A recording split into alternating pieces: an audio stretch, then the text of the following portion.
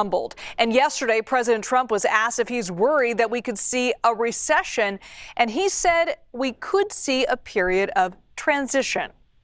I think the tariffs are going to be the greatest thing we've ever done as a country. It's going to make our country rich again.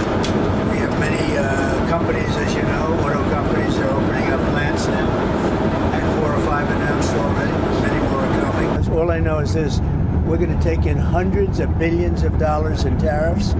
And we're going to become so rich, you're not going to know where to spend all that money. I'm telling you, you just watch. We're going to have jobs. We're going to have open factories. It's going to be great. All right, let's bring in CBS News business contributor Javier David. Javier, what are you seeing on Wall Street right now? The numbers don't look good. Well, we're kind of awash in the sea of red. Benchmarks are at their lowest levels of the year. 70% of the S&P 500 stocks are off 10% or more for their 52-week highs. So this is classic risk-off sentiment. Everything is falling, including bond yields, which in an ideal world would be a good thing, except for the fact that investors are now terrified we're heading for a recession, and that a global tariff war will be the reason why we get there. Yeah, there's been a lot of anxiety about these tariffs on Wall Street. But over the weekend, United Auto Workers President Shawn Fain came out, and he actually was in support of them. Let's listen to his comments. We're in a crisis mode.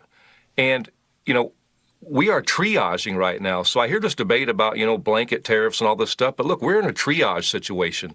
Tariffs are an attempt to stop the bleeding from the hemorrhaging of jobs in America for the last 33 years. So, and as we speak right now, decisions are still being made. Warren Truck Plant right here in Michigan, there's over 2,000 people laid off. And a simple decision, Stellantis is shifting truck production to Mexico.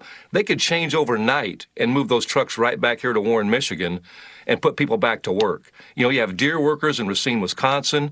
We have Mack truck workers in Allentown, Pennsylvania, where the companies saying are going to move their jobs to Mexico. So tariffs aren't the end solution, but they are a huge factor in creating and fixing this problem.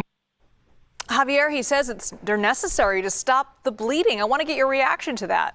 Yeah, a few things. The space of a few months, what the president is trying to do is execute a pivot of a long-term trend that's been unfolding over decades, which is the shifting of manufacturing abroad. He's banking on this short-term pain translating into long-term gain, but this is a really huge gamble. It's a bold one for a candidate that staked sort of his whole candidacy, or at least part of his candidacy, on this idea that markets were embracing him, and it was a positive endorsement of his policies. So based on what the UAW president just said, I would say that too. I'd be supportive if my industry were receiving favorable policy treatment. Agriculture might get some sort of exemption too, but retailers and technologies companies certainly are not. And that sort of raises basic questions of fairness, transparency. Markets don't know where the end game is for all of these tariffs.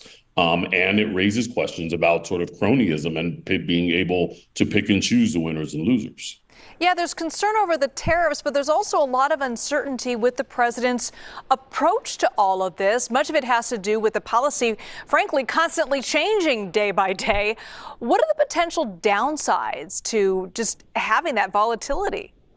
Yeah, the downside, look, markets are always trying on some level to send us a message of sorts, and markets tend to overreact and sometimes they underreact. But what we're seeing now is a market that's not healthy. It is very much trying to get ahead of what it feels is going to be a couple of things. One, a significant economic downturn. I won't use the recession word, but there's a lot of talk about stagflation. Two, the whole idea that the president made this comment that he believes that tariffs will, usher in a gusher of money and we're going to make so much money. A lot of that is going to be paid by consumers. Consumers are very upset and still very much struggling under the weight of inflation. And this is not going to alleviate that problem. This will make it worse because companies are trying to get ahead of all of these prices that they think are coming based on the tariffs. Yeah, a lot of these small businesses especially are concerned. Javier David, thank you so much. Not checking this after a car accident could cost you tens or even hundreds of thousands of dollars. If you have been in a car accident with